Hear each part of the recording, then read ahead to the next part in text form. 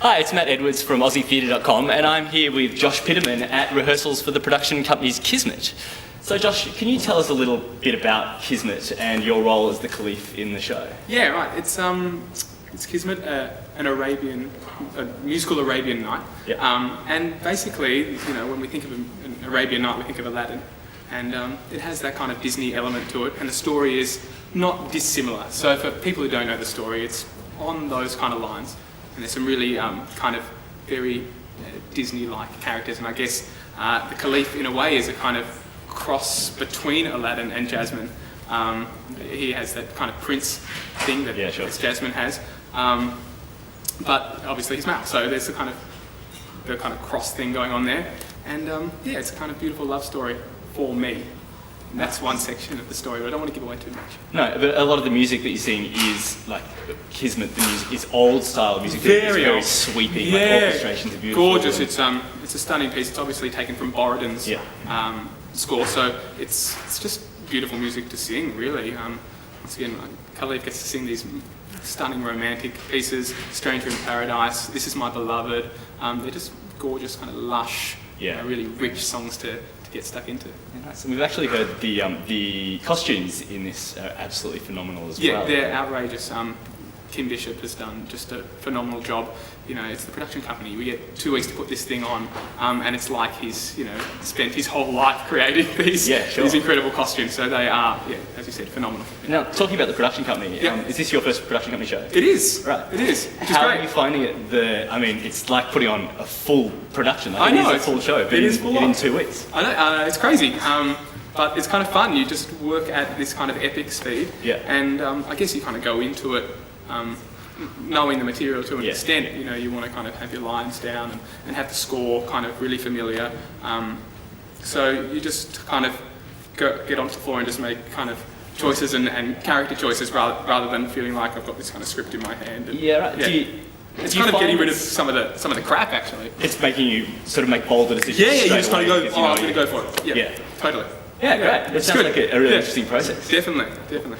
Now you came out of drama school and you've kind of been working ever since. You've been one of the busiest men in music. I don't know whether I've been working last time since, but it's been good. You had Japan, the 10 Centres, West Side, the Opera Company. What else? Officer and a Gentleman Workshop. This. Did you miss anything? Drowsy Chaperone. Drowsy Chaperone. Do you have any advice for people in drama school at the moment that are just about to come into the industry, or people that are trying to break into the industry, maybe not in drama school, as to how to keep working, or is there anything you want to advise? I think it's different for every person.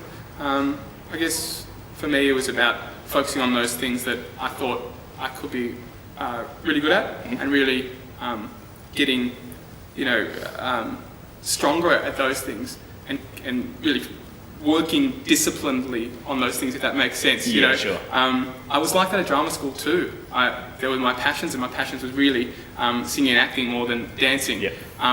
And I guess I can say just work on the things that you really love, but I don't think that is for everyone. We kind of have to be able to do everything, and I kind of got smacked around the gob a little bit when I auditioned for Drowsy Chaperone, and my tapping was dreadful. Yeah. And so I just spent months and months and months and months and months just going like every day to tap class to get up to a standard that was kind of appropriate to cover Rowan Brown. I never thought I'd go on, but the poor guy did his ankle for the last week. So I had a few goes at it. And how'd it go? Daunting as all hell, Yeah. but when you're in a company with Jeffrey Rush and Robin Nevin and Ron Burchmore and all these kind of great names, there's this kind of I don't know, they've got so much love in there for the craft and for the show and for the up and comer. Yeah. And there was so much care. Support. You just felt like you were just being lifted by these, I think our industry is quite often great like that. It's awesome like that. Traditional people in the industry that have been around for a while